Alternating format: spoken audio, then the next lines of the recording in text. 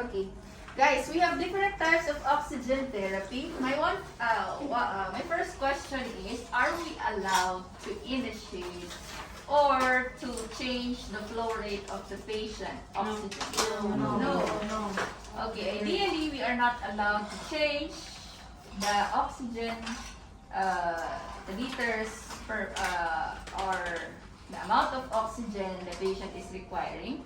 But in emergency situation, as a competent nursing assistant, if no one is there, of course, you initiate oxygen.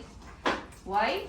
Because oxygen is basic needs of a patient. So you can initiate as long as it is emergency. After you initiated it, you go to the nurse and inform so she can check the patient. Okay?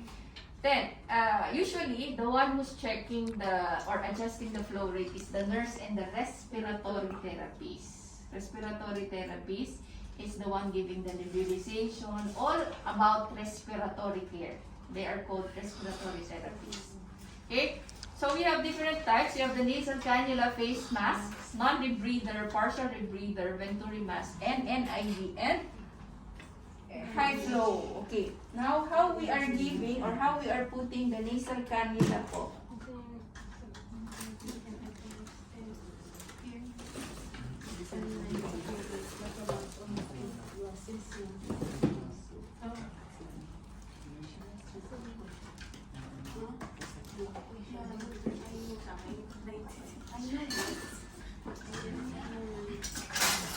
Okay po.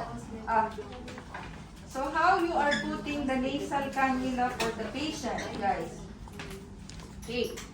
So this is called nasal cannula or nasal prong. Okay. So my question for, I don't know who I asked. Okay. What are the things you need to check when you have long-term nasal cannula? That is the pressure ulcers. Okay. So imagine. So how to put this one, I'll show you. So this is the oxygen tank. Okay, there is also oxygen, wall-mounted oxygen in the hospital. Okay, you will just see this part. Okay, you will just see this part. You will not see this. Okay, so what you're going to do is to open it and then regulate it in what liters the patient is requiring. Okay, so for example, for 2 liters, for nasal cannula, usually it's 2 liters to 6 liters. Okay, so what we are going to do is to connect it with the oxygen tank. Okay, then you open it, turn on, then regulate,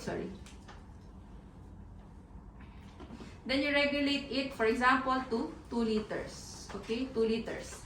Then, you put the nasal cannula. Okay, paano kayo maglagay ng nasal cannula?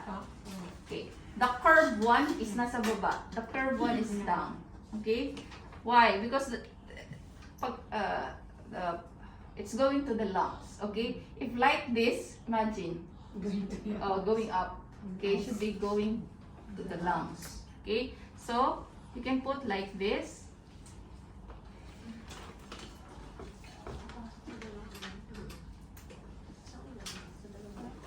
Like this. Okay, then this one. Okay, this is one way how to put it. You can put also sa likod.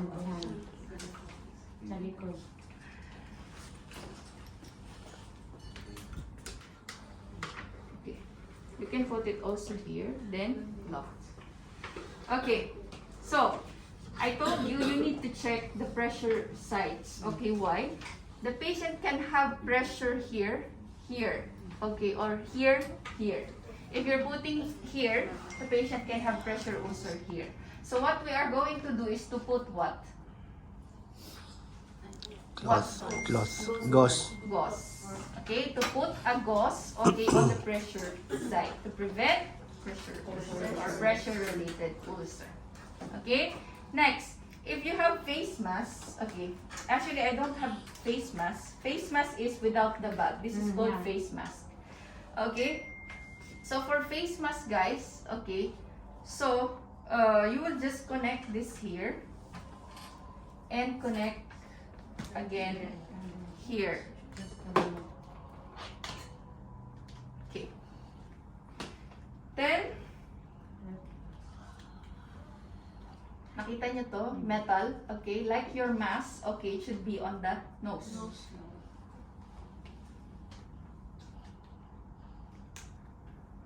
Huh? Okay. Sa mata. Okay. Then, make it snug. Should be not tight, not loose. Okay? To give the oxygen it requires. Okay? This is face mask. Simple face mask. If I'm talking about non-rebreather and partial rebreather, there is no hole here. No hole. Okay? That's the difference only. Partial rebreather, no hole. Non-rebreather, this is non-rebreather. Okay? With hole. Okay? So if the patient inhale and the patient exhale, the air will go out from here. Partial rebreather, no hole. Okay? That's the difference. So this one, it will inflate. Okay? It will inflate. So that is partial rebreather and non-rebreather. Same with the face mask or simple face mask. There is tendency that the patient will have dry mouth. Okay, that's why you need to tell the patient or advise the patient or assist the patient to have rinse the mouth. Because if the patient will not rinse the mouth, the patient can have sore or the patient can have candidiasis on the mouth. Okay, so you need to always rinse it. So, what is Venturi? I don't have any Venturi, guys. Venturi is like a mask and some long tube. The difference for the Venturi, it's very accurate. Why? There is adapter. Okay, color-coded adapter. That adapter is accurately giving the oxygen. How? For example, I have 2 liters oxygen. The color of 2 liters oxygen is color orange. So I'll change it. Okay? So it accurately gives 2 liters of oxygen. For example, 4 liters is color green. So I'll change it with color green. So it means that I'm giving 4 liters of oxygen with that color green. That is the difference of the two. That's why it's called accurate. The most accurate. And lastly po, NIV and high flow nasal cannula. Okay guys, I saw a lot of patients with what is NIV? Non-invasive ventilation and high flow nasal cannula. Okay, why this type of therapy is given to COVID patient? You know guys, when you have COVID, you will have, the tendency is your lungs will have fibrosis. Fibrosis means it cannot, there is some formation of, what do you call that? Of fibrous tissue on that. Fibrous tissue makes your lungs so stiff. It will not inhale or exhale like the normal before. So what happened if you had COVID and you will become intubated? There is a less tendency that you'll come back or you will regain your consciousness again. That's why a lot of patients, when they had COVID, severe COVID, and they intubate the patient will die for how many days? How many times I did post-mortem care for COVID patients? My COVID also died. My patient also. Why? Because if you intubate the patient, okay, that patient is with fibrous tissue already. Okay. And it will not be effective anymore.